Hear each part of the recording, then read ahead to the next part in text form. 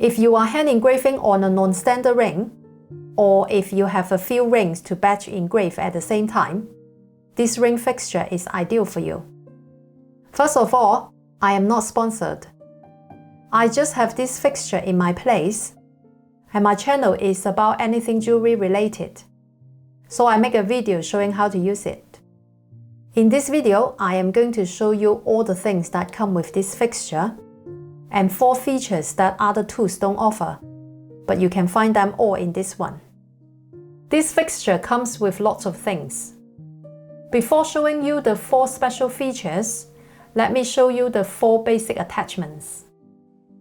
The first is the 10 pairs of different expanding mandrels in plastic.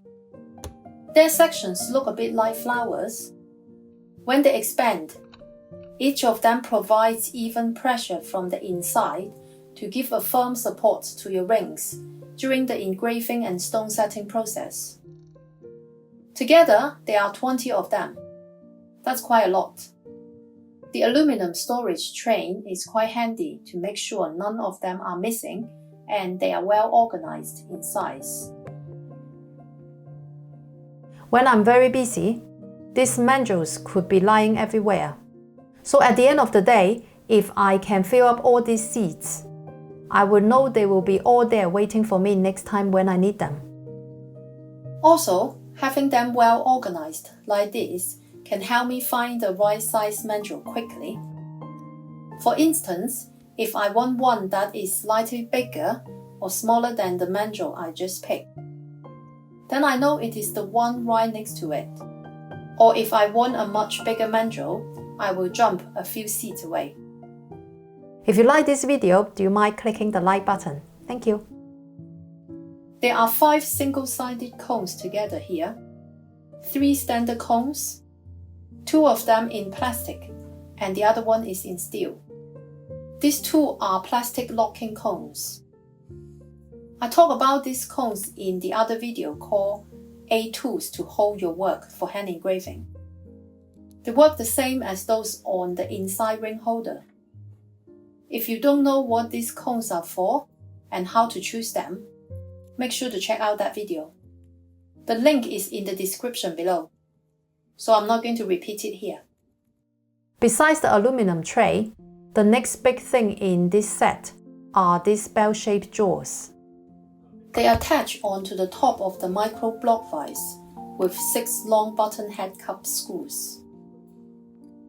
Don't use the screws that come with the micro block. They are too short. You need the ones that come with this fixture. They are specially designed for this use. With these drawers on, now the clamps have been extended taller. There is a hole through the top of this fixture on each side of the clamp. The bigger one has threads on. The other one is just a smooth hole. Below them, there is a 10 mm dimple on both sides facing each other. I noticed that from different suppliers' websites, there are 2 packs on the bottom of each drawer here. They are for fitting into the holes on the micro block vise. I got my set directly from Alexander in person when I was in Antwerp. So I think I have the special edition of this fixture that you cannot get it online. Without the 2 little packs, these drawers work perfectly fine. Now you know the 4 basic attachments of this fixture. Let's move on to the 4 special features that you cannot find anywhere else. The most extraordinary thing of this attachment is this vertical drawbar. To install it, you open the ball vise and put this spherical base between the 2 dimples on the bell-shaped clamp. With this thing, you can tilt your ring almost at any angle for engraving on the side of your ring. It works a bit like a ball and socket joint. To tighten it, you simply use the hex key for the ball vise to close the clamp. These teeth around the spherical base increase the friction between this ball base and the clamp. Once the clamp is locked tight, It holds onto this vertical drawbar very firmly.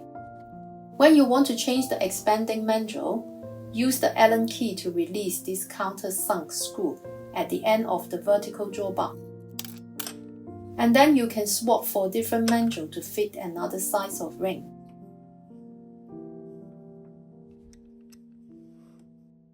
If by any chance you lose any of these Allen keys, they are all standard sizes. You can easily get a standard set from your local hardware shop and take your pick. To engrave or set stones on the surface of your ring, you need the standard horizontal drawbar. To install this, open the wrench. Take the vertical drawbar out. Screw this side of the drawbar into the fixture with threads. Put on the expanding mandrel. Follow with the ring you are working on, then the cone of your choice. Rest the end into the hole on the other jaw, and then close the ball vise.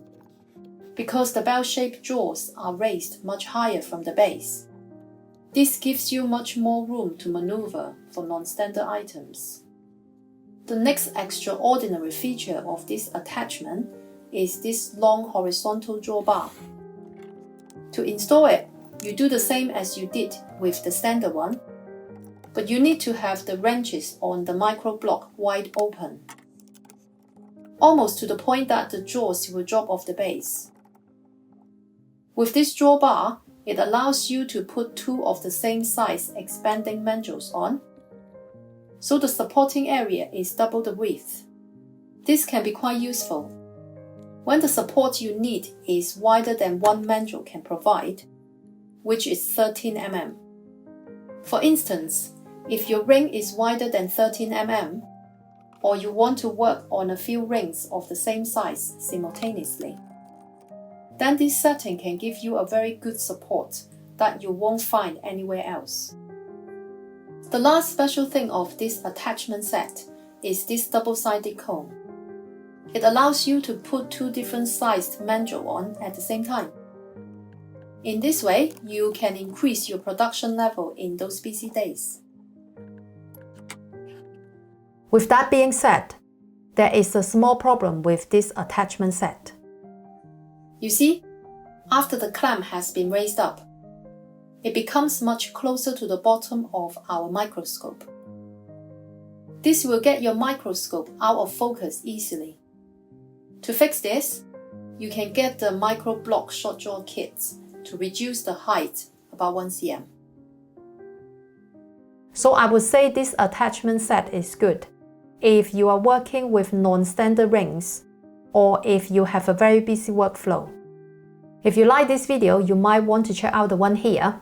It's about 7 other attachments for the GRS ball vise. I will see you in the next video.